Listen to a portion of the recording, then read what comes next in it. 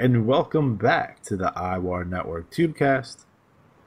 I'm your host, Juan Cena, your NWL and IWL Commissioner, and with me, as always, IWAR Commissioner Matt Riley. How you doing tonight, Matt? I'm still playing hurt. Everyone's going to be crippled in the next 6 months. I swear to God. I know. Jesus. If I have surgery, you'll be like, are on vacation. We gotta make sure we coordinate our surgeries at different times. That's right. Oh boy, I don't know. Jake and Swanson might have to step up. I'm out for an extended period of time. Yep. All right, so today's episode will be the August cycle and review. And before we start that, we always take on controversy and drama head on this show. We take it head on.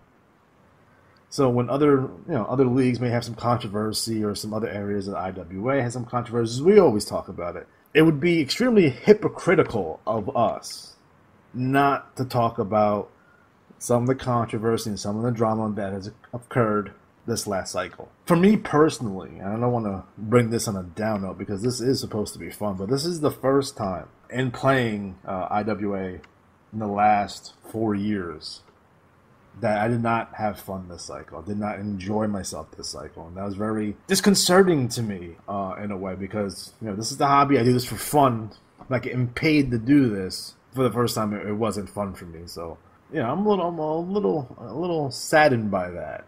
Controversy and drama can do that to a person, and I can't allow it to affect me going forward. I have a responsibility to myself, first and foremost. I have a responsibility to the players in the leagues that I commission to make sure that I get it together. Sure. So for me this cycle, there were 2 big controversies and possibly a third that may be minor. A couple of weeks ago, myself and Matt were having a conversation about the amount of veteran players who were trying to either sneak into the NWL or try to get back. Now, that does happen from time to time. Over the last 3 years, I've had managers who tried to transfer into the NWL. And then I get an email by Kim, so-and-so is trying to transfer, and I tell her, no, again, it's for rookies. No. I'll get emails myself to my personal email account. Hey, I love the NWL. I love what you guys are doing over there. I'd like to transfer it. That happens from time to time. Over the last 3 cycles, though, that number has increased significantly to the point where, okay, this is a problem now. Right. And when we see potential problems coming, we like to get ahead of the issues. We like to get ahead of the problems. Yeah. We don't try to run from them. We don't try to put our heads in the sand like an ostrich. We try to take care of these things. So in a conversation that I was having with Matt, when I'm having another conversation with Kim via email about all the great new players that are coming in because of the ad that we just recently put out and the deals that they got, she was like, "Oh yeah, these we have players coming in." Da, da, da. And I'm like, Kim, you have to make sure you can't have veterans join this league. No one can fall through the cracks. And then there was another conversation about a wrestler who overstayed their welcome, and I need you to boot them. The IWA does not like confrontation on that level. They don't like the boot wrestlers that are over time limit for some reason. So it's I gotta keep on them, getting them. So if you see someone who's over and it's been 3 or 4 cycles, I'm still working with the IWA to get those people to transfer in another league or transfer to another league. That can be hairy and exceedingly difficult from time to time. So again, please, guys, if you're in the NWL, please respect the tracker. Have an exit strategy for your exit. You can make it a big angle. I know when Luther Alexander left the NWA, it was a huge angle where he gets beaten up by the entire locker room. Yep. Gets put in a straitjacket, naked, and thrown in a short yellow bus and driven from the arena. People are getting their revenge on all the dastardly acts he committed in the NWL during his tenure, only to return a couple cycles later as the commissioner to rain hell again. So when it came to the flip situation, me and Matt are having a conversation, and we're looking as it'd probably be in our best interest in terms of the NWL if Flip would transfer out early. He had been there. I think his due date was 1/12 was his due date, I believe. If that's correct on the track. I'm not 100% sure. But we wanted to engage him in the conversation to see if he was Hey, listen, you're starting to dominate a little bit. What was it, 2 tag team championships in a row? Maybe 3? 3. 3 league tag team championships in a row. Again, the NWL is for rookies, not veterans. Now, there's a big difference. I want to clarify. There's a big difference about someone who played in 1993 when they were 14 and then coming back in 2017. You know what I mean? The game's completely changed. They're rookies underneath my standard. There's a difference from someone who was a commissioner elsewhere, who's been successful, been on title pages, been on the front page. That's a way different story. But, I think, Matt, you told me, it's like, hey, Flip is going to join us. He's going to a couple of leagues. He's also going to be in the NWL. It's going to be great. He's going to be able to help us out with artwork and do, we had high hopes. He'll come in and he'll do some really awesome stuff for us. I think where I dropped the ball personally is that I didn't have conversations with him up front about, hey, listen, your time here might be shorter than everyone else's. Hey, listen, if this becomes an issue, I might have to pull you out of the league. If I get people saying, well, you let Flip in and not me, I'm going to have to pull you from the league. I did not have those conversations. I didn't think it was going to be a problem. To my surprise, it became a problem. So regardless of my personal feelings, and I like Flip a lot, his work is fantastic. I think we all do. That decision had to be made. And when you're in a leadership role, you're in a leadership responsibilities, sometimes you don't want to make those decisions, but you have to. And you have to do what's right for the league. And what was right for the league is for him to make an exit. Now, there's also a part 2 that he was over the limit. So there's a 3-wrestler limit in the NWL. He was at 6 wrestlers. I did not catch that right away. I didn't. I didn't catch it until about 4 cycles after the fact. And at that point, I'm like, what do I do? And I decided, and maybe it's bad judgment on my part, to let it slide, to let it go. Again, that's bad judgment on my part. And I do apologize for the players in the league and the players in the IWAR for that. It was a bad judgment call by me. Although the IWA should never let 6 players, get in there. I can't tell, for the most part, I can't tell who's who. I can't tell if you have 3 wrestlers or 10 wrestlers. I really don't know. I rely on the IWA to let me know these things, and they didn't in that situation. So for me, I didn't notice until 4 cycles later. Like, yeah. Bad job on me, because I should have noticed it. So I take responsibility. I take ownership of that. That's fine. I think the thing that surprised us, surprised me a lot, was the reaction. The reaction that he had when we asked him to get ready to make a move. We didn't say you had to be out by such and such day. We didn't say you had to be out by next cycle. It was like, start thinking about making a move and getting a landing area. Right. We're going to ask you to graduate early. There wasn't no, you have to leave now. You're banned from the IWAR. You're done. Get out of here. That was not the case at all. In conversations that I had with Matt, we essentially thought, it was like, okay, he's going to transfer, he might transfer over to the BRL. He might transfer some guys to the ASL. He might take a couple and go to the CWL, and then we're all fine and lovely. He definitely had the opportunity to finish up whatever angles he was working on in the NWL. And that's something that I give to all our players. If you're in the middle of a feud and the pay-per-view is 1 cycle past your due date, I'm not going to really come after you for being on that pay-per-view. You're finishing up your feud. You go on, move on after that. That's fine. That's not an issue. But I think the reaction that he had, I'm sitting here in front of my computer watching my Facebook literally explode. I think he killed the wrestler. I think Red Road Vendetta is dead. Some of them got deported. Someone went to jail. And these weren't just NWL guys. It was everyone he had in the IWAR. Now, mind you that he was working in the middle of feuds with guys. I was doing something with him in the IWL with Black Demon Jr. and Lucha students, right? Right. The disciples of Lucha. I know a lot of other guys were doing stuff with that. And then when he killed them off and he deported people and he walked away, a lot of us were sitting here, was like, we're in the middle of a feud. Now I got to rewrite. People literally had to rewrite their trash talk for this cycle. And that's what I feel most bad about. That's what I'm upset about, is that people put in work just to have their work kind of fade away. I had trash talk done. I just submitted it as it was. I wasn't going to redo it. I just submitted it as it was. And that's fine. So it was disappointing to me. He didn't have to leave the IWAR. He didn't have to touch any of his guys in his other leagues. at all. That didn't have to happen. I don't know why the response came through as it did. I don't know when I tried to have a conversation with him. He didn't respond for an extremely long time, and then we had a brief conversation versus on our IWA Messenger, where he asked me point blank, "Is like if I was over the limit, you should have just told me." And our response is like, "I didn't notice it until a couple of cycles in," and this is where it gets kind of hairy a little bit. So I literally told him I did not notice, and I apologized. He goes on and writes a trash talk, saying if Luther wasn't so busy going after money belts or going in the IWA, he would have noticed things, right? Which I take as a personal shot. That's the reality. I take that as a personal shot. And if he wants to take a personal shot at me, that's fine. I don't have to respond to it. I'm not going to respond to it. And that's the bottom line. But I take that personal, because that's based on a personal conversation that I had with him. Essentially, I'm of the opinion here, and this may not be popular to say, that I'm sorry to say that he took his ball and went home. And that's the reality. He took his ball and went home. I wish him luck. I hope he does great. I hope he has fun in the MML or wherever leagues he goes to. And I'm saddened and I'm disappointed that he'll be no longer playing with us. But it didn't have to happen this way. And that's going to be on him. So, Matt, what are your thoughts?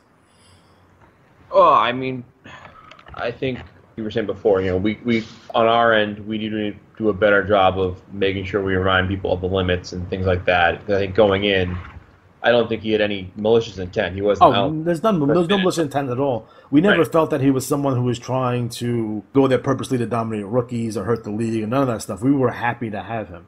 Right. And I think, what he does to the game, he does really make it really vibrant.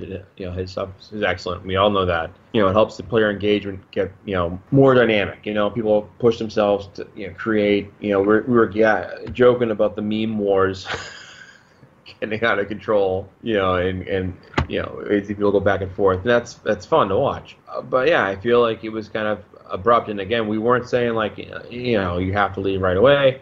And we have people in that league that have overstayed their welcome and just gone inactive. And what I don't understand is we don't pop this limit on people. Like, oh, by the way, you've got 4 cycles left.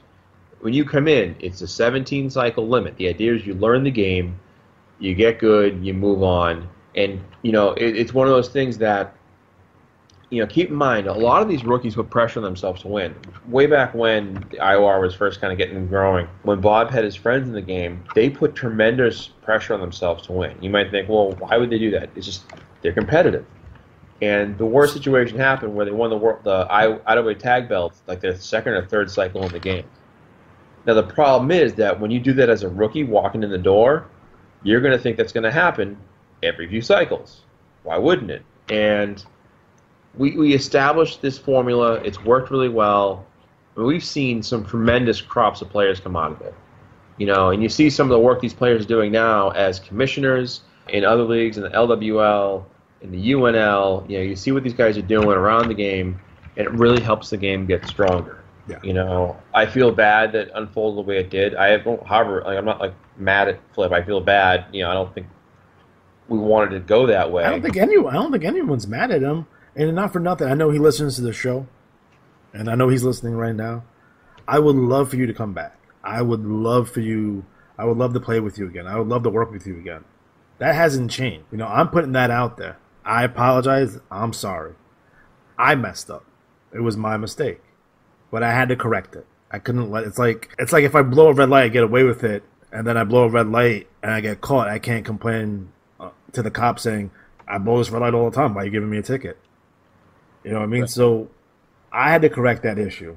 And I apologize from literally the bottom of my heart. And hopefully one day, and I hope that day is sooner than later, that he comes back. I hope he comes back. I hope we get to work together again. I hope we can have a good time. Because he did bring a certain energy to the game, and that's now missing. And it's sad. So the second pseudo-controversy I wanted to talk about was TT in the IWL. So going through this cycle's TT, there is trash talk from my good friend Slade Stevens, who, by the way, I helped name. The Slade part is mine. You know what I mean? So I've been with this character since in inception, right? But seeing this trash talk from Slade Stevens, essentially Slade Stevens is leaving the IWL for greener pastures, which is fine.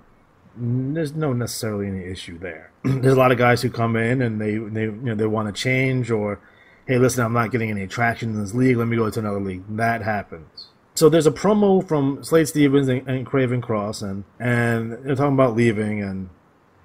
And here's the thing. There's one thing to talk about. Hey, we miss you, Commissioner Ross. Now, Commissioner Ross was, Ryan's creation, and Robert Race had purchased the IWL from James Ross, right, when I took over. Which is interesting here to me is when someone goes after Robert Race. Now, I've told people 100 million times, I'll continue to tell people, he's not a character for you to feud with. He's not that type of authority figure. He's very gray, very vanilla, very down the middle. Yeah. He's essentially your Jack Tunney, right? He's not going to be taking bumps. He's not going to get punched in the face. If you guys write stuff like that, I will ignore it. Because that's not how I want him played. And I explained this when he first entered the league. And I felt I didn't have to explain that again. But it seems that I have to. Now, you can ask me about, okay, what about the Empire Chaos stuff? I allowed the Empire Chaos stuff to go on with Robert Race due to the fact that when Ryan came to me, he had an end game. He's like, I want to get to this Empire Chaos pay-per-view. So what the Empire Chaos pay-per-view is essentially like the NWO Sold Out, right? Unauthorized pay-per-view. He's doing it from the Big House, right? In Michigan. It's a big deal for him. It's him to get his, as the former commissioner, I gave him his respect. So that you can come in and do what you want. Man, that's fine. That's cool.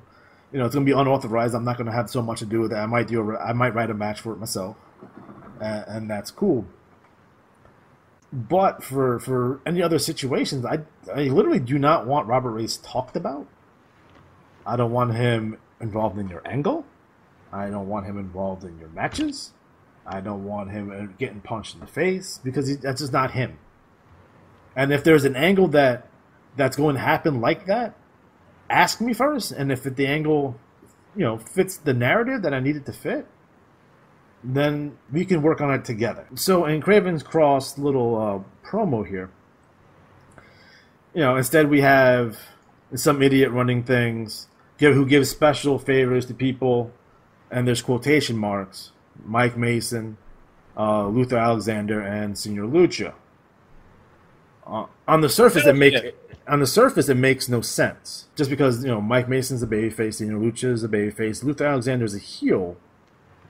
That Robert Race has not only had discipline in the past, but disavows and condemns on a regular basis. Yeah. So, since there's quotation marks and there's wrestlers' name, I'm going to take those names as Michael Swanson Jr., myself, and you, Matt.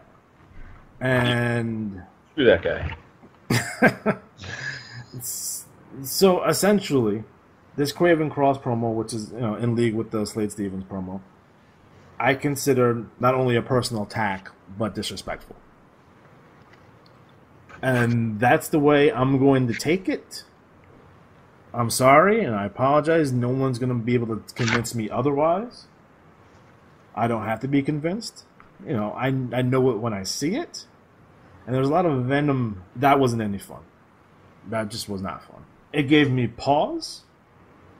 It's like, why do I continuously do this stuff? Why am I a commissioner of a league? And do I want to continue to play in the IWA? Very simple. Now, I know he's listening, because he does listen to the show. And that's just the way it is. It is what it is. And nothing is going to change my mind. If you want to say, it's a work, we just shoot and blah, blah, blah, blah. No, you're not. And there's a big difference between a shoot and a work, and there's no such thing as a work shoot. It's either a work or it's a shoot.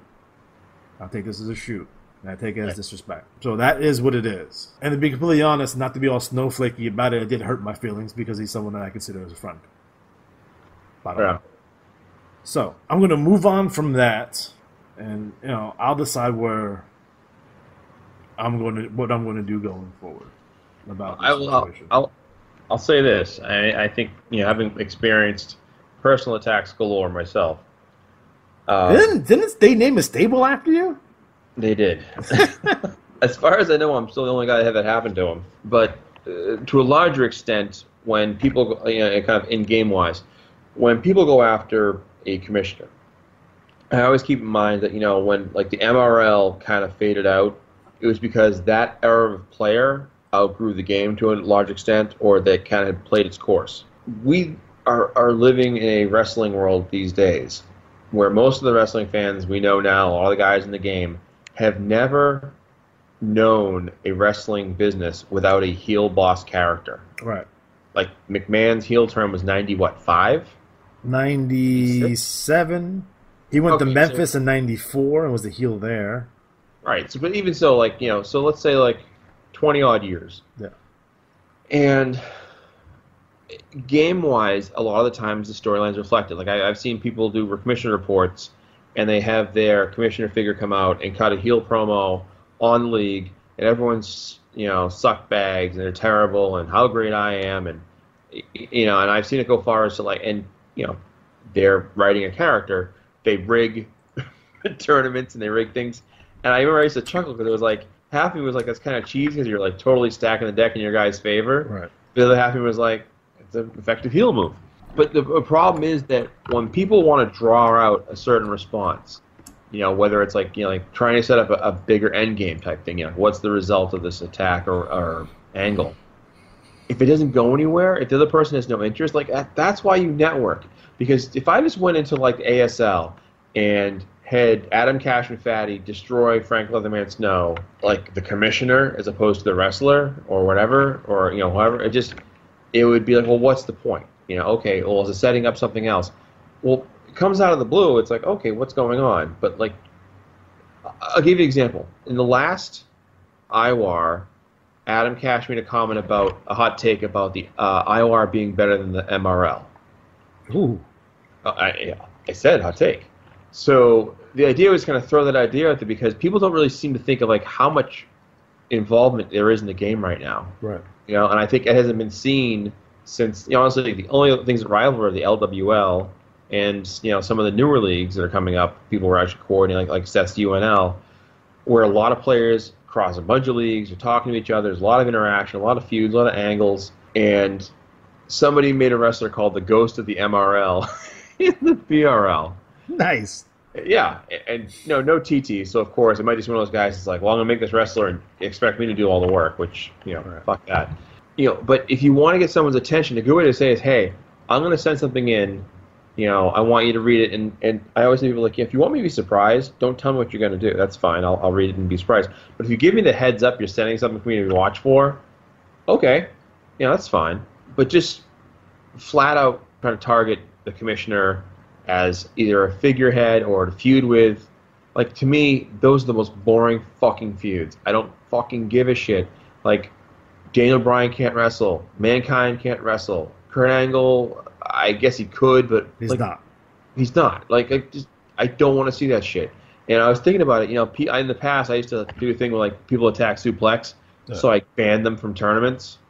And all of a sudden, whoa, whoa, whoa, whoa, whoa, whoa, you can't do that. And I remember Ghostly Shadows attacked her, so I banned him from being eligible for competition for the global title for 6 months. And he was legit pissed. He was like, dude, come on, man. I said, don't fucking attack the figurehead. That's the fucking policy. If you do it, bang, you're eliminated. Yeah. Now, people that don't give a shit, I'll attack anyways. Well, they usually don't give a shit about the contest anyways. Right. But it's a way to drive things home. I was thinking too, another vehicle would be, I'm sitting on $5 million in Imagine Cash because we keep just banking it each cycle. And Keith Maple was oh, actually, you have more because the record, blah, blah, blah, right? So I'm sitting on probably $8 to $9 million in Imagine Cash in the BRL. So I was thinking to myself, instead of finding people for something, I'm going to give their enemies a bonus. I'm not going to take money from you. I'll just give money to your enemy, make them look better. And I think you don't want to get the commissioner involved in that figurehead thing because it just looks lame after a while. And like you said, unless it's some sort of bigger end game, which Ryan has set up. Yeah. So I would just say, when it comes to that, feud with. There's so many wrestlers. There's so I know, many like, there's so many wrestlers in the league. Why feud with the commission? that Makes no sense. either email me or send me a note of like, dude, who can I work with? You know, and we were talking about doing an episode about, you know, linking feuds and planning things out and like kind of like having a plan for your year. And I'm not saying you have to plan every cycle out, but like if you know you want to have a feud with wrestler A, at the end of the year, if you're still feuding with them, this better be the damn best feud of all time. For real. You know, but otherwise, what else you got? You know, and you can have segments. You can have like I think of Senior Lucha. He feuded with Arsenal for a while. He feuded with Powerhouse in the BBL. He feuded with Sir Gunter. He feuded with Rude Duty. You know, like and those things all kind of shaped him. You know, of course he has the recurring feud that kind of comes back around over and over again now with the Empire of Chaos. And I mean, it kind of peaked when they destroyed the ambulance carrying him to the hospital. But it was like that was the moment where he kind of like basically was like bedridden. You know, I wrote him like he was being taken to the ring in a wheelchair and he couldn't walk otherwise. To wrap this up, please do not feud with commissioners. You can mention them, and that's fine. With so many wrestlers in the IWAR right now, there's plenty of people to feud with, and if you have a hard time getting something started, we can definitely be a go-between, and we can find someone to feud with. All right, I have enough things to do already. Please. Right. I do want to mention, and I don't think this is something that we should talk about, the title situation and the IWL. And the rematch clause. Now, the rematch clause is something that Ryan had in place for a long time. I adjusted it slightly. Is it fair that the champion gets a rematch the very next cycle? Is it not fair? I think I'm going to put it as a poll. And if you guys don't like that, I can, by the beginning of next year, by 2018, I can eliminate that. Because I try to be a player-friendly league. So if you want it to be straight up, no rematch, the champion's the champion, who moves on to the next challenger, we can do that. That's something that we can do. There's nothing saying that we can't do that. But I would like to have a consensus on this, and I would like to have a majority rules vote. So Matt, you can talk about your frustration with the I've never seen you so mad before about winning or losing in my entire life. You were so pissed. Well, to me, and I think I made a joke about it too, about it being a dusty finish. Yeah. It just feels like here's this match we've built up. We spent months building towards promos, challenges, promo back forth. The match happens. We have a write-up to work off of, put in a write-up, and then the next cycle, it's all down the fucking shitter. And to me, it just feels anticlimactic. It feels like a dusty finish where you're like, oh my god, he's the fucking champion. No, fans, no! The second referee came down. I'm like, what the fuck? And that's where I was like, I've always hated stipulation, not because it just penalized me, because I always felt like you set up this process where you're building the matchup. Because it was funny, I used to really hate the idea of like, you're defending the title only a few times a year. And I came around to it because I saw that it was really good to actually kind of build up, and Ryan used it as a vehicle to help elevate the guys. Now, did every guy step up? No, but that's something you can work around. It did make that match bigger. It was kind of more like a boxing thing where you built up to that big boxing match as opposed to a best-of-3 series. So from my point of view, I always look at it like it's such an anticlimactic follow-up because in the game, it's very much, every other cycle often. Yeah. You have a good cycle, next cycle you're going to shit the bed or like have a down cycle. And, having Lucha finally win that belt was like, that's fucking sweet. I hope he can fucking do something good with it. And, my feelings about trying to push him as a character. Right. But it just felt so like, wow. Like I put all that work writing that write-up, giving an ending to that match. And, like, for example, there's no write-up for the rematch. No. There's no cover. It's like the next night on Raw. Like, remember when Sasha Banks, it just happened at SummerSlam. Yeah, like boom, there's the title change. Okay, great. 2 nights later, bang, champion gets the title back. So it just, to me, it feels kind of like, remember when Dolph Ziggler won the title? It was like a big, like, everyone fucking went crazy. Yeah. It was great, and then it fucking just, like, he got hurt, but like even so, like it just killed it to me, and that's why like I'm not a fan of that kind of thing. Because to me, process-wise, you go from great build-up and delivery to, by the way, champion won the title back. Yeah. And I'm not saying the champion shouldn't necessarily get a rematch.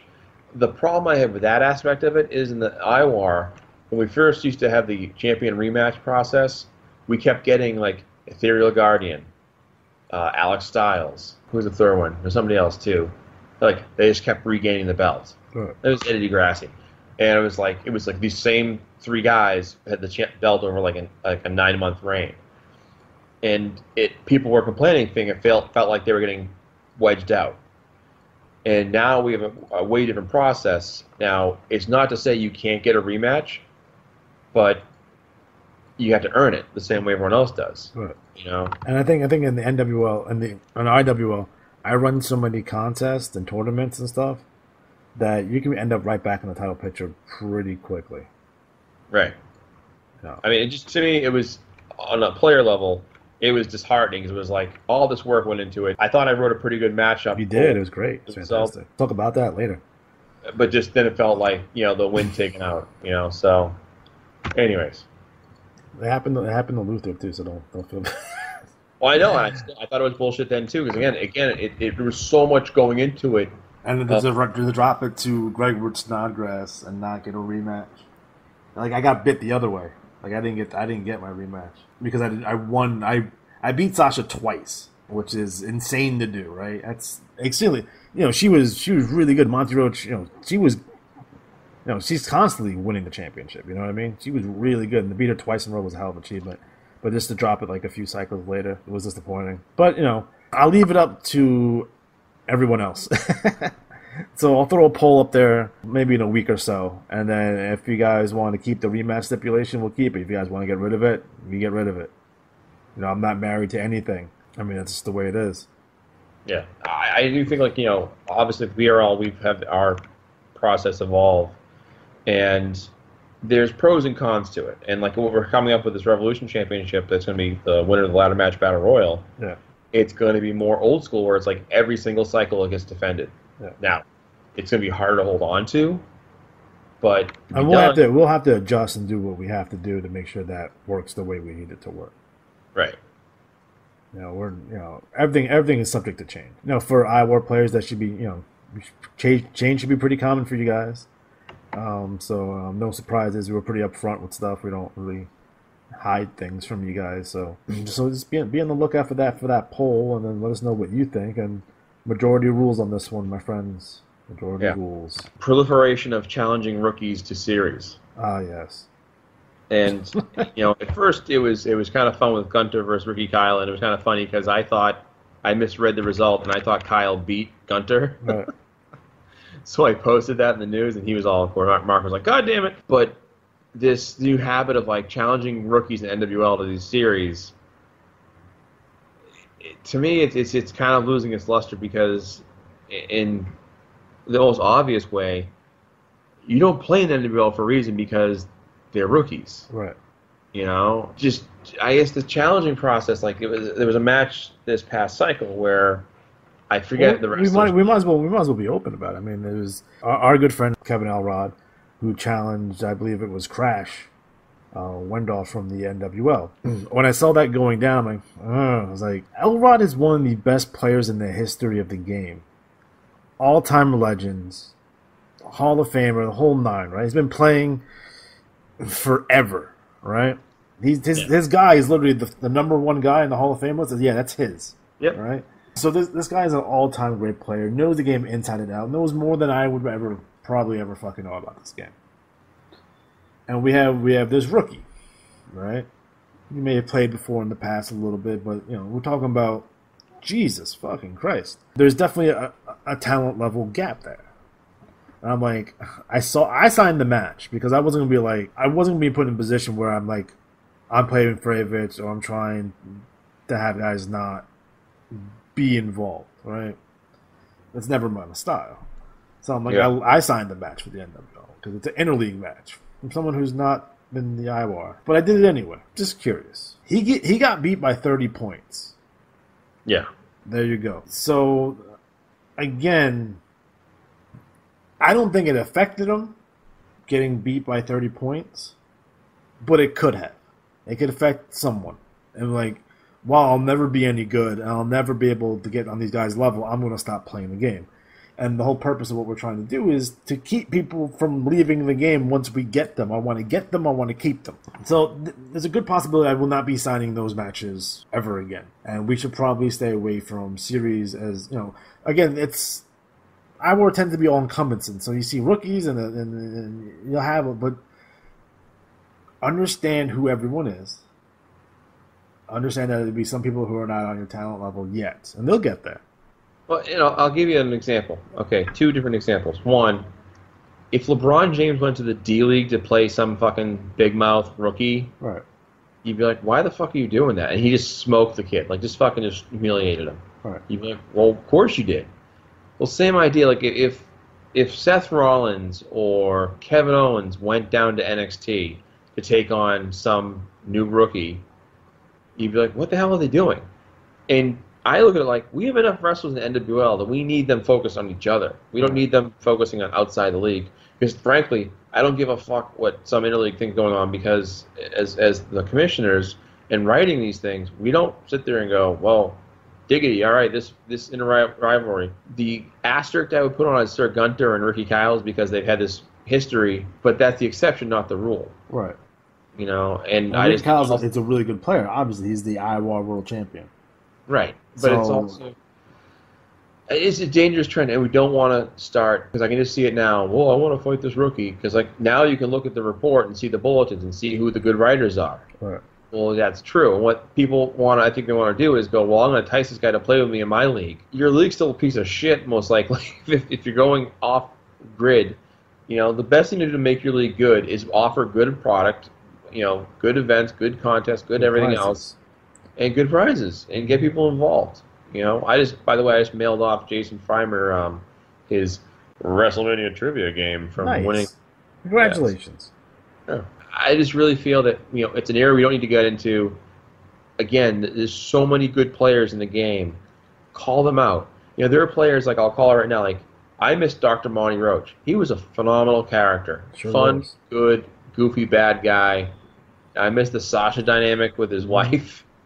So Bondy Roach is like a big slob, fat dude with his wife that's basically a bodybuilder chick that's on steroids, admittedly on steroids. Yeah, and that was a really fun deal that they had. It was cool. Yeah. So, anyways, I just wanted to get that one out of the way too. Yeah. So. Yeah. Okay. All right. So fantastic. Now on to the fun stuff, as we're 40 minutes in. I know, right?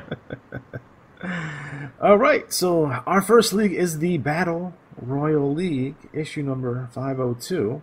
The league champion, Enforcer Shane Douglas. Hey, hasn't his manager been league champion for 3 cycles in a row? 2 cycles in a row. Holy shit! But BRL? 3 out of 4, 2 cycles in a row. Nice. That's insane. Yeah, it is. It's crazy Eddie prices. Congratulations. TV champion, Sir Gunter Kinderwatt. Atlantic champion, Erica Rockwell. Central champion, cheerleader Sassy Red. Dixie champion, Cowboy Jim Spur. Eastern champion, Gravedigger. Mountain champion, Lord of Illusions. Northern champion, Bayou Hazard Big Dan Gator. Pacific champion, Fatty the Butcher. Prairie champion, Benny Blitz. Southern champion, Bayou Hazard Bogart Bayou. Western champion, Shadow Warrior. Tag team champions, the Midnight and Shadow Warrior. TV tag team champions, the Mexican Mauler and Jury. 6-man champions, and I guess they repeated, Loose Cannon, Hammer, Brutal Mitchell. And TV 6-man champions, the Bayou Hazard Boys, Benedict Bayou, Bogart Bayou, and Big Dan Gator. So Matt, what's going down in the BRL?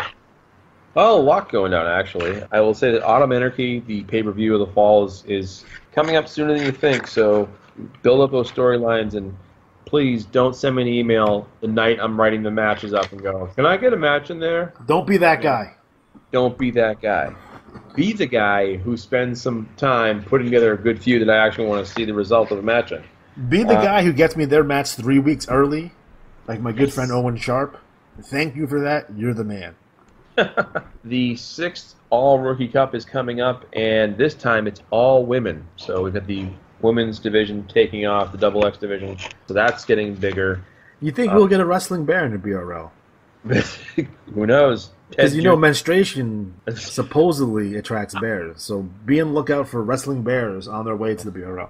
Oh, God, that and the ghost of the MRL. Okay. In other news, the fourth best of 7 series between Jimmy North and Canadian Hammer Gunnar Molson is now 3-0 Jimmy North. Each match a 1-point victory. So it's been really tight, but poor Gunner's got edged out every time. I don't think you could try that if you wanted to, to do it that way. We have new series now, so Frank Snow is defending the Canadian Championship against Rick Challenger in a matchup of old rivals. Vicious Vincent Payne is defending the IC title against Luther Alexander. Jane the Vixen Red is defending against Erica Rockwell the Deviant. Smirnoff and Scarlet Russian Roulette are defending the global tag titles against Blood Money, Cash and Fatty, and Sinister Steve Stryker is defending the global championship against Hotsuf Adam Cash. So those are all going on. A player asked me about how come my guy wasn't ranked in the top 10. He scored pretty well. You didn't TT. I can't make this clear enough. The BRL titles process, the IWAR title process, is all built around the trash talk creative aspect of the game. The last thing you want is someone who doesn't care about winning the title to win the title, number one. But two, it's about the creative aspect. I want to see people put effort in. I've seen people put in literally a 2-sentence trash talk just to be considered part of the active process. That's fine. Just show us something, anything, and you'll be ranked. Otherwise, you drop off the active ranked list. This past cycle we just had was brutal strategy-wise. A lot of 490s, 491s. So the nice thing about the BRL process is every 3 cycles it's reset. So if you keep yourself going, Adam Cash was in the dumps a few months ago, and now he's in contention. So it happened. The dirt sheet. So the dirt sheet got a renovation, and what I did is we got away from the promo review, each submission, and focused more on the feuds. So you can kind of see what things are doing, how things are unfolding. So, for example, Los Rudos, El Barbero, and Willie the Wild Woodsman had Bad Company come out and make a promo with a giant cake shaped like an ear to make fun of Willie's missing ear. So, that's one thing. And you have Mike Sebastian challenging Luther for a match at Autumn Anarchy. So, there's all these things coming out, and it kind of breaks down the various storylines going on. And what it is it's for a player outside the league, you get to see what's going on.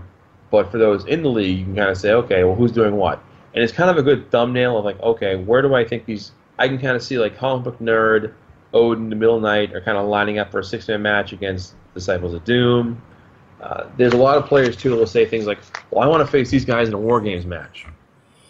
Well, a War Games match is a pretty big deal.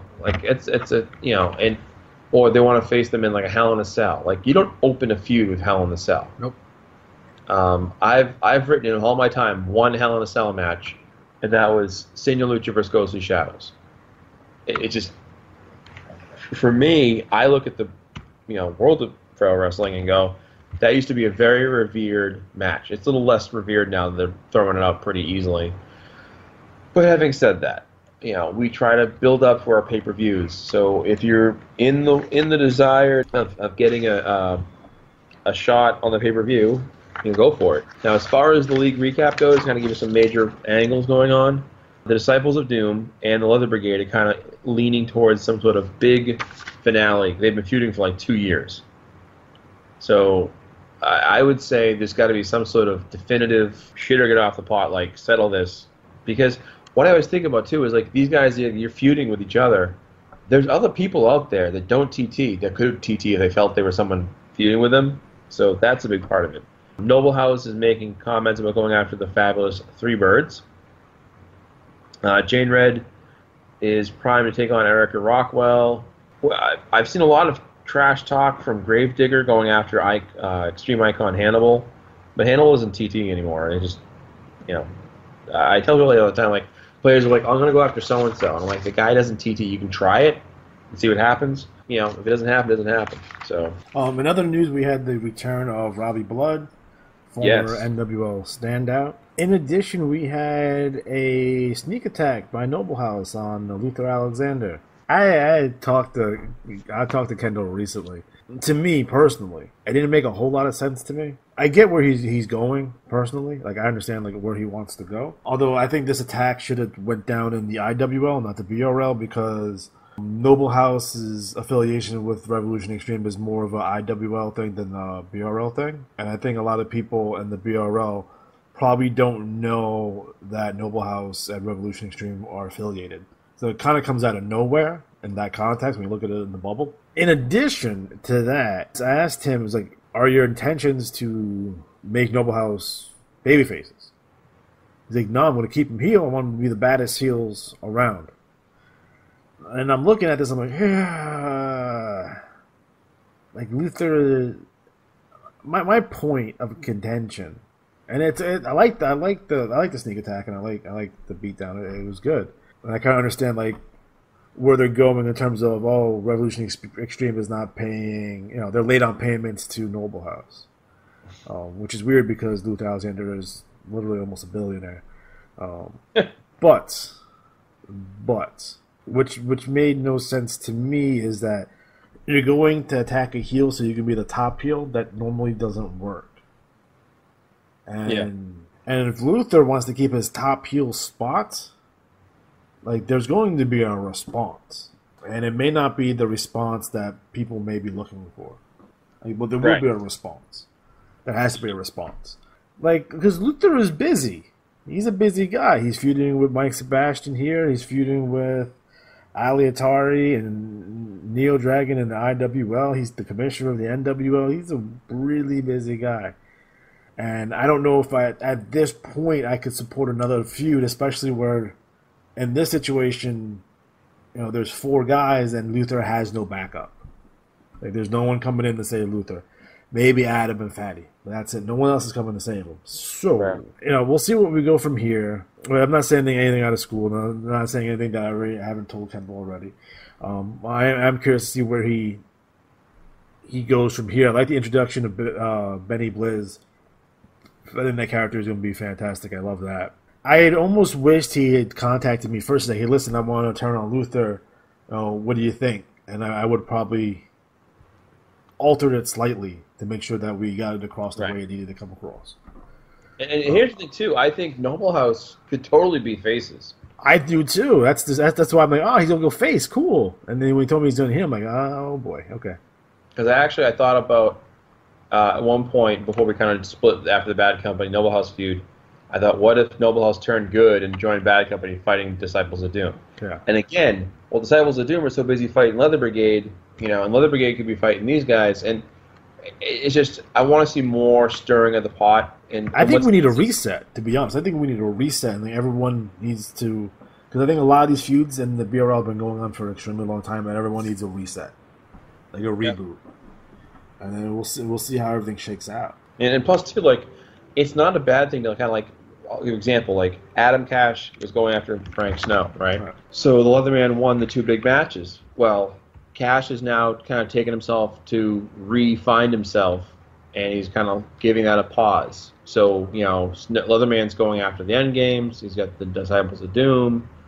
So it's not bad to like give yourself some flexibility, as well. In addition, and a great picture by El Barbero with the barbells, and is that a cat in the background? Of course, Gato. Gato, indeed. A great promo by Liberty Monroe and the Deviant Erica Rockwell. Again, this women's division is heating up. You also have the addition of Valkyrie. You have the addition of Heather Hyatt. So I think this division is probably better than the female wrestlers in the women's leagues. You also have the Strike Force Americana and Chloe, too. So getting hot and heavy in the women's division. I would say that if you go to the women's leagues right now, go to that everybody homepage. It's embarrassing. And look up those leagues. There are more characters in the BRL, women-wise, that are deeper and better formed and well-rounded than those leagues combined. It's just, there's a market for it. We didn't go out there and say, let's just try this. Like, people got it started, we played along. And again, if it putters out at some point, well, we can always shelve the belt and bring it back. But for now, it's going strong, so we'll play it up. I definitely agree there. And it looks like we have issues in Canadian Nation. Yeah. I'm curious to see what's going to come out of this. Yeah, Canadian Nation, for those not understanding, it was a group of Canadian wrestlers, Jimmy North, Gunnar Molson, Dr. Wagner, the Sasquatch. third, Sasquatch, all these guys, and then they kind of kept fracturing, and finally the last two left were North and Molson, and they kept kind of arguing over who was the rightful leader and who should be, calling the shots. So the series they're in is sort of grown out of that. And like I said, Jimmy North's up 3-0 right now. But the big thing was Jimmy North's kind of taking some liberties and looked the other way and some not helping his friend. So it's, I don't know. Curious to see where that goes. Jimmy North might be a good tag team partner for Luther. Jimmy North. There's a picture of the Leatherman, Frank Snow. Yes. And it's actually dated May 1990. So I guess Frank found some of his old bulletins and put this picture in. I'm thinking maybe. I don't know. I mean, unless you went back in time and drew it. I think I'm looking here. I think that's a Sly Smith original. Got a deformed hand, so it's good to see he got better. But we love the artwork. I want more of it. Do you see the picture of Jane Red, the Psycho? Yes. Yes. I'm a big fan of Catfish Rob, and I guess he figured it out now that the bulletins come in color, and now he's coloring them in, which is awesome. I love that. Yeah. Yeah. Jane Red always wins and wins big. She might be in the running for Wrestler of the Year overall. Oh yeah. IWAR. So anything else in the bureau? We got some ghost stories with ghostly shadows, which is nice. Yeah, I think it's got a lot going on. But again, like I always say, there's a lot of guys on here that don't TT or are kind of sitting in neutral, and it's like I want to see them get involved. Like there's 47 pages. This bulletin should easily be 60. With the amount of the guys in there, good guys that could write, guys that have a reputation and have done good work in the past. It's just I don't know. Right. I don't know what's going on. But hopefully in the future we get those people on board.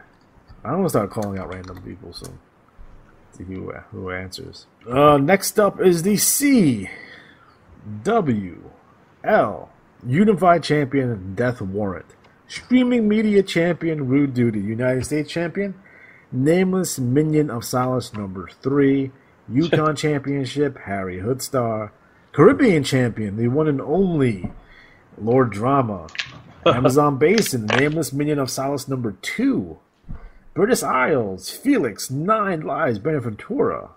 Arabian, Bentley Von Grimm. South African, Kurt Crush. Siberian, Forgotten Vagrants. East Asian Champion, Power Jack. Oceanic Champion, Liam Larkin. Unified Tag Team Champions, Felix, 9 Lives, Benaventura, and Liam Larkin. Streaming Media Tag Team Champions. Did he put a hashtag in front of their names? Apparently. All right. Isn't that Black Wrestlers Matter or Black Predator and Silverback Jack? Would be. Should be. Unified 6-Man Champions, Forgotten Vagrant, Wildcard Gareth Shadowstar, and the Tyrant, David Hammerhead, and Streaming Media 6-Man Champions, Sledge, Jackson King, and Hammer. So, Matt, what's going down in the CWL? Well, the big King of Kings tournament is about to start. Oh. So, the last two winners were Clark Pierpont and Harry Hoodstar. And, it's one of those events, it's $3 to enter, and the more wrestlers, the bigger the prize. We'll see how those shake out. That's like the big event. Year-end rankings, Koenig and Big Blank 1 are tied at 90 points.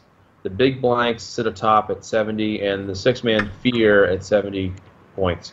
Railroad Warriors starting to gain some steam, though, so they're moving up. Beast and Bones also got some attention. So it's funny, a year ago, how crazy this league was with Tag Fury, and now it's kind of resetting because a year later it's still going strong. The let me find here, where is it? Damn it! Continental Divide, October 15th. So it's the next pay-per-view. It's coming up this coming cycle. We have a lot of things going on, including a championship match between Goliath O'Brien defending against Railroad Warrior Hammer. He stood out as a singles competitor. Agents of Chaos against a team to be announced. It's a contest to challenge them. They're having a ladder match. Elimination Chamber for the Capital Championship. Death Warrant just defeated and ended the long reign of Forgotten Vagrant. The Dynamite episode, Continental Breakfast is attached to the online episode now, so you can actually check it out. And again, some people don't like to go on Facebook. They have issues about that. That's fine. You can still check it out. 35 states.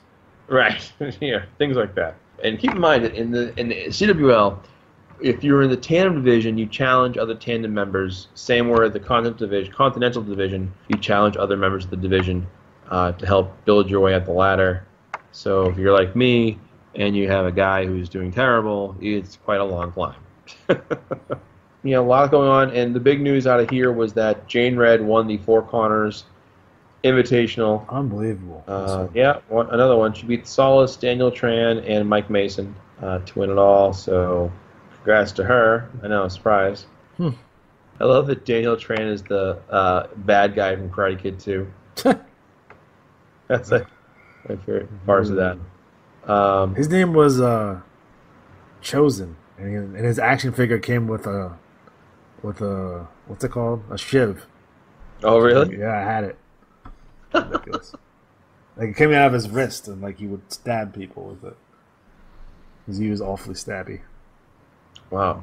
So again, there's a lot going on. Rude Duty and Rowdy Restagini, the Showstopping Papas, are back at it, and they're going to town on the Wii team. So good to see them back in action and going strong. Barry Sanders is kind of showing a darker side, so we know what's going on with him as he goes after Forgotten Vagrant, who he considers now a freeloading taker. Like one of those people taking an overtaker.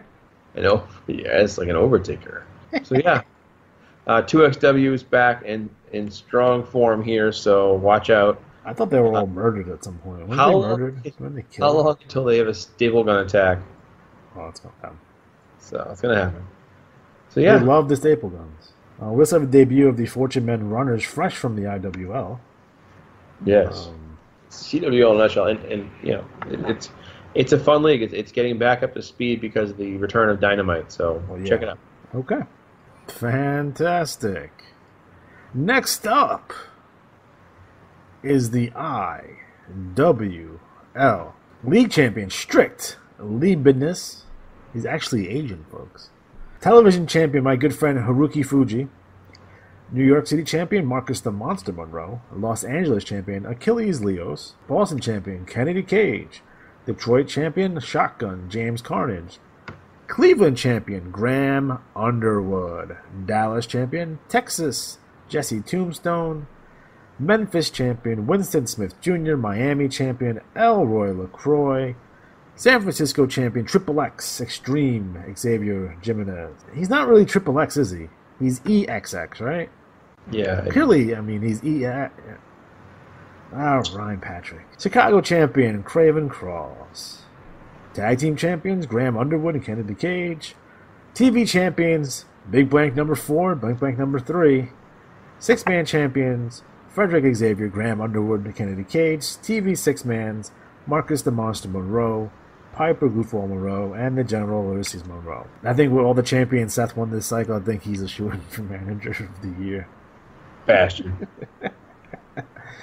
So what's going down in the IWL? King of the Ring was this cycle. We had the write-ups. Please go check that out. A lot of people did a lot of work. It's extremely long, but it's fantastic. It's worth the read, folks. It is off the chains. I'm not going to go through all the write-ups and the matches. You guys know the results. You guys know who your champions are and not anymore. All that good stuff. So we're going to move on from the King of the Ring, and I want to promote our next pay-per-view, A Night of Honor. And that will be Cycle 77 will be live from the Nassau Coliseum. It's going to be featuring the Bunkhouse Stampede and the finals of the Best of the Best tournament. The Bunkhouse Stampede, again, this is Mad Dog Dix Jackson's concept, and the winner gets a boot. A boot. A boot. A giant boot. And a shot at the IWL Heavyweight Championship. There will be 4 Bunkhouse Stampedes, We already had one for this cycle, and the winner of that one was Haruki Fuji. We have 4 Bunkhouse Stampedes, and then the 4 winners get to go in their very own special Bunkhouse Stampede final at a Night of Honor. So be on the lookout for that. I believe they also get 10 free matches, the winner of the Bunkhouse Stampede. In addition, we have the Best of the Best tournament, and the winner... Wait, no, that's backwards. The winner of the Bunkhouse Stampede gets a shot at the American Territories Championship. The winner of Best of the Best gets a shot at the IWL Heavyweight Championship. So that's what we did. Was took the 8 best wrestlers from the IWL based on their rankings, their year-to-date rankings, and we put them in a tournament. So the finals of that will be at a Night of Honor, and then, guys, please start setting up your feuds for that pay-per-view. Just have an idea of where we're going with that pay-per-view. Just keep that in mind. You guys should be working towards that. In addition, we have the Dragon and Terry make his debut. I'm very excited to see this young man in the IWL, and she did some good things. I'm very excited. We had a poster, old school poster from what looks like the 50s of a movie that Black Demon Sr. was in called the Black Demon Nazi Hunter, if you guys know Spanish. Starring in this film was Julio Iglesias, Ricardo Montalban, Katie Uraro, Raquel Welch, Peter Cushing, and Christopher Lee. We'll try to find that on Netflix. We have a promo from Black Demon Jr. He's calling out the disciples of Lucha. He called out Perfecto Lucha and challenged him to a Mexican death match. I'm assuming that will go unanswered. We have a promo from The Kinship, and it looks like they are making friends with our good friend Mike Mason. So look out for that trio in the future. I'm very excited about that. Again, as a reminder, Great David did regain the IWL Heavyweight Championship, and Mike Mason retained the World Southern Championship at the pay-per-view. More importantly, we had a title name change. So we had the International Wrestling Council come to and rechristen the World Southern Heavyweight Championship to the International Grand Prix Championship. Since this belt will only be defended in 2 best-of-3 series moving forward. So the IWC consists of Robert Race representing America, Sir Luke Saxton representing the United Kingdom, Jake Inoki from Japan, Derek Tunney out of Canada, and Mike Barnett out of Australia. So that's pretty awesome that there's actually like a committee there for our championship. So that's the IWL Grand Prix Championship. Again, I gotta find a new belt to represent that. We did have the first matchup of the best-of-3 series with Rogue Warrior Falcon and Mike Mason, and Mike Mason did win the first matchup. So be on the lookout for that moving forward. It seems to me that Mike Mason's having some issues with Andrew Jefferson Kaufman. I'm curious to see where they go from there. Andrew Jefferson Kaufman is a tough competitor, and will he be able to manipulate Mike Mason like other wrestlers have in the past? We get a highlight of the debut. We get some highlights of some of the dastardly deeds that TMS have done since their arrival in the IWL. They've beaten up Neo Dragon. They assaulted Luther Alexander. They made Senior Incredible tap out the King of the Ring. Yep. And Dallas and Relic did defeat the Regulators and ended their streak. I really do like the TMS. I think they're going to do great things going forward. Again, we have to get them in a direction with a stable feud. So I'm looking more at a Neo Dragon TMS feud, but not for nothing, Neo Dragon's going to need some backup. So guys, if you're baby faces and you have nothing to do, I think you should go after TMS. Go in that direction. I'm looking at you, Team International, Magnum TL, Tim Riggins III, that way. That's the way you should go. We have what it looks like DMs, private message, direct messages, from Neo Dragon and our good friend Aaron McFleece. I like the little pictures, man. They're cool. Yeah. So it looks like they're moving towards a Aaron McFleece Neo Dragon feud moving forward. Yeah, so it looks like they're gonna have it's gonna be Dragon, Tiamat, Mike Mason, Koenig, Great David, and they're gonna be feuding with the TMS moving forward. Fantastic stuff from the Monroes. I can't tell you how much I enjoyed this whole Monroe story, and Seth is adding layers on top of layers on top of layers. Guys, stop what you're doing right now. Let's pause this for a moment. Go to playiwa.com, bulletins, /IWL PDF, and you need to read the Monroe's TT. It is fantastic. I don't know how else to put it. The story is engaging. It's probably the best story that we have going on right now in the IWL. That and Black Demon Jr. versus Cena Lucha is probably the two best stories going on right now. We have a promo from the Chaotix. Again, they have to get some footing themselves as well. They're looking for a good feud moving forward. We have a lot of guys in here right now, and you know what it reminds me of? It reminds me of one of those school dances I went with when I was 11, and all the girls are on one side of the room and all the boys on the other side of the room, and no one's dancing in the middle. We need some more dancing in the middle, gentlemen. Let's get in there. A promo from Harvey Hinton. So Harvey Hinton got beaten up this cycle. I wonder if he'll respond at all, since he seemed pretty bummed out by not being able to defeat TJ Relic in the pay-per-view, and so on and so forth. So curious to see where he's going to go on from there. Noble House are trying to get back to basics. They're on the cover of Post to Post. They won the Chicago Cup and the New York City title. It's pretty much been downhill from them. They lost a couple of consecutive pay-per-views in a row, so they're looking to bounce back from that. So Matt, what's your thoughts? Oh, don't forget that Robert Race did end up firing Slade Stevens because Slade Stevens punched Commissioner Race in the face. I didn't want to forget that. So Matt, what are your thoughts on the IWL? As always, action-packed, lots going on. It's a lot of fun. Again, I want to see more. There's a lot of guys sitting on the pine, just not bringing it, and I want to see more out of them. And what's funny, people seem to have this, I don't know what to do, and there's so many guys doing good. And I'm going to call them out straight out: Captain Drunken Wasted, Rich Von Bruiser, American Justice, Aiden the Great, Tim Riggins III, Haruki Fuji, Madam TL, Pastor Payne, like Scotty Flash. I'm talking to you guys. Like, how much better would this league be if those 8 or 9 guys were participating? It'd be insane right now. I'm always going to want more. I'm always we're doing fantastic. We're doing a great job. Everything is wonderful right now. I want more, bigger, better, and badder. Bottom line. Don't forget they had an issue of The Wrestler with the Von Snops on the cover. Fans agree. Ryan Patrick must die. I agree with that as well. Luther Alexander was voted IWL's sexiest Russian. And then we had Platomania running wild. So be on the lookout for more The Wrestler, like the old magazine from back in the day. And then our cover person for Post to Post was Ulysses Monroe, this year's King of the Ring. So, and Matt, any advice on guys who are in a league that is super active that may have not been in a super active league before?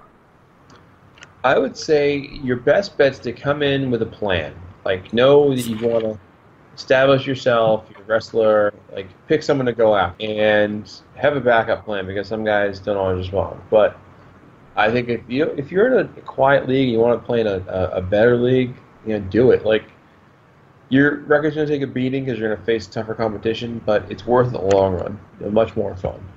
Yeah, those title wins will actually mean something. And I want to quickly shout out both Owen and Seth for getting me their match write-ups in a timely fashion, so I didn't have to panic at the last minute. Guys, if we're doing a pay-per-view and you guys are writing up matches, please get them to me as early as possible so I don't lose my mind. And I'm not up till 8 o'clock in the morning overnight putting this together. So please, please, please, please, just get me your stuff in a timely manner. That goes for anything. If you guys owe me stuff, please get me that as soon as possible. I don't care if you give it to me the day after the cycle runs, and we have 3 weeks to go. That's fine. The earlier the better for me. I have it. I can work on it, and I can put it all together. And I like to have this done, Sunday afternoon versus early Monday morning. I don't want to be waiting for people, and it holds me up. So please, please, please. All right, next up is the NWL League Champion Jay Crockett, motherfucker. So guys, I run Jay Crockett. He is my guy. He got transferred out this cycle to the BRL. Not only did he get transferred out, he got transferred out and his name changed. See, Jay Crockett was murdered in a drug deal gone bad. So he's no longer a wrestler in the game because he's dead. He was, buying crack and was involved in the drive-by, and they fucking just shot him up with submachine guns, and he's dead. He's dead. He's a dead guy. So the current league champion is actually dead. So he was replaced with the Walking Riot Heather Hyatt for the BRL. She's over in the BRL. He's still in the NWL. Their records are mixed match, so they need to be combined and shifted. So bad job with IWA. I transferred out last cycle, so shame on you, IWA. TV champion RJ Rage. Atlantic champion, the ninth wonder of the world, Coco Loco. Central champion, Drunken Camper. Dixie champion, Thomas Keister. Eastern champion, Riot. Mountain champion, my new favorite wrestler, Double B, Barry Banderson. Double B. Northern champion, Ricky Kyle. Pacific champion, Drunken Hunter. Prairie champion, the Master of Disaster. Southern champion, Lord Drama. Western champion, the Insomniac. Tag team champions, Lord Drama and Joe Boring. TV tag team champions, Riot and Ricky Kyle. Six-man champions, Cole Adams, Adam Maddox, and Just Insane. And TV six-man champions, Gentleman William Worthy, Drunken Hunter, and Joe Boring. Now, the Worthy Classic is only for tag team championships, not six-mans, right? It's supposed to be for tag championship. I suppose we could float it out to six. I'm just saying because Drunken Hunter and Joe Boring, although probably get matches because they're two guys. You guys get nothing. No soup for you. I tried. I tried to get you something. No. The Worthy Classic. It says it right here. We need to know our own rules. We can't enforce rules if we don't know them. Yes. According to the write-up. Yeah. So any NWO wrestler who wins tag team or six-man gold with Gentleman William Worthy will win the prize pool. Once they win, the prize pool is reset and begins to build again. So how many matches do they split 5 free matches. So they get 2.5 matches apiece. They get I get 3 matches to one and 2 to the other. And who are you gonna pick? I don't care. It's not my problem. They can deal with it.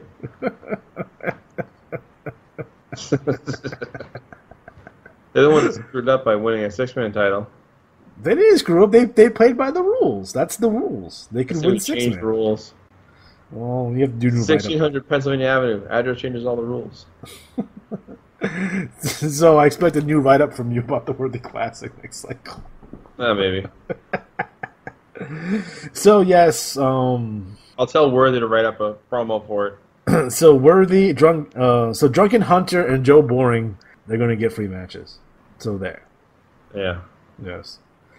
Okay, so on the cover we have a new thing in the NWL where we have Pro Wrestling Illustrated, my favorite magazine of all time. On this cycle's cover, we have the Willowick Nightmare, who just recently won the Rising Star Championship. He's on the cover. We also have the King Carry Hart on there as well in the little corner. And then we have a RJ Rage to the fans. I don't care if you like me or not. NWL National Champion Lord Drama joins RX, or does he? So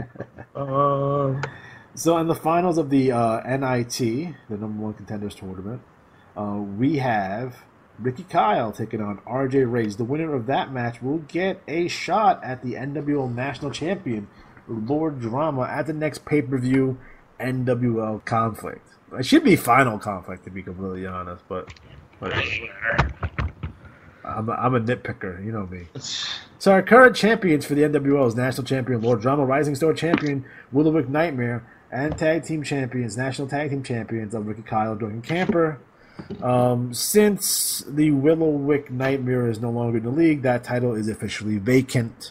And there will be a 4-man match at NWO Conflict to determine the new Rising Star Champion. IWA Flashback featuring the Waikiki Rumble.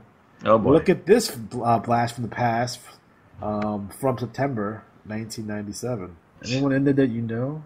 Brett Starcade, handsome Brett Starcade. I don't know. Scott Davidson, Jammin' Johnny Walker. So again, keep a reminder in the NWO how the game used to be. That's awesome. Again, talking about the Worthy Cloud. Guys, don't forget that we have War Games. That'll be coming up in the fall cycle. This is an IWAR-wide event. Teams of 5, strive to survive. This is going to be a $5 entry fee. And again, like I said, this is an IWAR-wide event. So, for instance, if Noble House has 3 wrestlers in the BRL and they have 2 wrestlers in IWL, they can use all those wrestlers. Highest strat total wins. This will be a War Games tournament to settle once and for all which stable is the very best. So I do expect to see Revolution Extreme in there. TMS, they've already committed. Noble House is already committed, so you'll see them in there. I do expect Blood Money, Empire Chaos, and we'll see who else joins the fray here. Again, the winner of this event will be, they will split up IWA credit, so however that's going to work out. So that's going to be a lot of fun. Nice. I don't cut that in. I don't make a video. Remember that old War Games promo? Oh, yeah. On the beginning of, like, Starcade. The match beyond. Yeah. I'll figure something out with that. Good promo from Ricky Kyle. Looks like he's channeling Nature Boy Ric Flair here. Good for you. Again, I put a challenge out to Ricky Kyle. If he could win the NIT and the National Championship, he'll be able to face Luther Alexander in a match, which he'll promptly lose. Just the way it is. So I think overall the trash talk and the NWO was very solid. Again, we have a promo from the Wildlife. That's Adam Maddox, the Wild One, Cole Adams, and Justin Sane. I'm really big fans of these guys. Once these guys graduate, they're going to be a hell of a challenge for anyone in any vet league. I think they're going to be fantastic moving forward. Yeah, definitely. Same thing with RJ Rage. He's someone that is really going to make a name for himself once he gets out of the NWL. In addition, I think I'm missing like promos here because I want to talk about Lord Drama's promo. Where is it? Okay, so we have a promo from Lord Drama. He's demanding a match with the Teamster. Yeah, that's not going to happen. Nope. The Teamster is officially retired. I heard he lost his leg due to diabetes, and he's going to be unable to wrestle. So what I can do for our good friend Lord Drama, and I made the decision yesterday with some input from Matt, is that the Teamster will appoint a designated representative to fight Lord Drama. And we'll find out who that's going to be next cycle. Yes. Please stop challenging people who don't wrestle. Next up, I have someone requesting a match with Johnny B. And there's nothing I can do about that. So I'll keep that in mind. I do like the promo that has a letter from William Burley's mother. That's classic stuff. Another great promo by Lockdown. He may be the one who murdered Red One Vendetta by throwing that acid in his face. Rick and Michael Martel had won the NWA Pro Wrestling Vendetta World Tag Team Championship. Please do not make up your own championship belts. It gives me a headache. The Martels, I do like them, but they get blown out every cycle. Like, bad. Yeah. Like 30, 35 points in a rookie league. We have reached out to him. Jake has reached out to him. So we can help him with his strategies to get him where he needs to be. He feels frustrated because he's not getting any title shots, but the reason he's not getting any title shots is because he's not winning. You have to win. Like, we don't give away belts here. It just doesn't, not the way it works. What I did do for them is, like, when we had the next Best of 3 series, which starts this upcoming cycle, they will be in it. Nice. And hopefully they can get it together and they win. And then they can fight Drunken Camper and Ricky Kyle. But NWA Pro Wrestling Vendetta World Tag Team Championships. Huh. I feel like Pro Wrestling Vendetta is actually a real... Sounds right. Yeah. I was not too keen on that. So let me explain this to everyone. The World Southern Championship in the IWL. People are like, what the hell? Right? Some people got it. Some other people didn't get it. The World Southern Championship is a response to people who make up their own championship belts. So the concept for the championship was I would go through TTs and see who had unauthorized belts, and I would put them in matches for the World Southern Championship, thus unifying those belts. So I was going to take everyone's unauthorized belts and unify it into the one belt. But unfortunately, maybe that concept was a little bit too over people's heads, and maybe they didn't get what I was hinting at here. Maybe I was being too cute, personally. Yeah. So we just renamed it the IWL Grand Prix Championship, and that belt will be defended. It's a storyline belt, so if you want a shot, get in a feud with Mike Mason because he's going to pick his challengers. Bottom line, that's the way it's going to go. I'm just curious to see how that kind of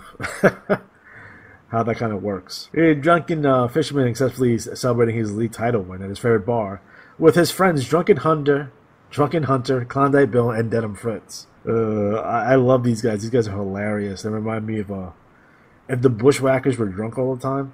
Yes. That's the Hunter Camper duo. They're fantastic.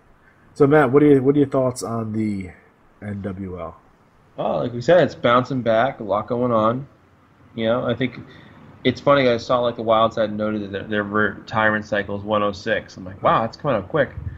But yeah, that's where we're at. It's good to see guys taking advantage of the roster list and know where they stand. I like it. It's getting a lot of fun. I feel bad Jay Crockett's dead, though. Murdered by Colombian and... No, they weren't Colombian. They were... he was murdered by Filipino drug dealers in a drug deal gun. He was buying black tar heroin and crack. Because he likes crack, because he was a crackhead. All right. He loved the crack. In addition, don't forget that we have the NWL Help Desk. That's nwlhelpdesk@gmail.com. If you have a question, if you're struggling, if you can't get in a feud, if you're having a hard time winning a championship, if you need help with your character or artwork or pictures or strategies or trash talk, I have representatives worldwide. I have people international that can help you right now. So send the help desk an email, and someone will respond in 28 to 48 hours to answer your questions. That's true. True story. So, Matt, what's going down IWAR wide? Well, just to kind of recap the things. The Murano took a second round, but the Patriot and Alpha Male XD from the ASL defeated Suburban Hell Savages. That's bullshit. They're not even in the IWAR. No, not anymore. To win the Murano. The ladder match is underway, so everyone who's in it's in it. The Tag Team Derby starts this cycle coming, and the first round of the Bound for Glory series happened. So I'm adding up all the results, so I'll post that, so stay tuned. Okay. Fantastic. In addition, don't forget about the War Games. I want to remind people, because I don't want people to forget, because to be completely honest, I have 2 teams that are entered right now, and I need more. Although I got some, I got some verbal commitments out there, so we'll see more teams come in. But I want this to be a big event. I want big money, big prizes, big money. Yeah, no whammies. So no whammies, no whammies, no whammies, no whammies. I don't think anyone's old enough to know about that show. Did I date myself there? That's all right. All right, guys. So it looks like we are officially out of time. This Tubecast went an hour and 40 minutes. Our longest one to date. I can't wait to edit this one. It's going to be awesome.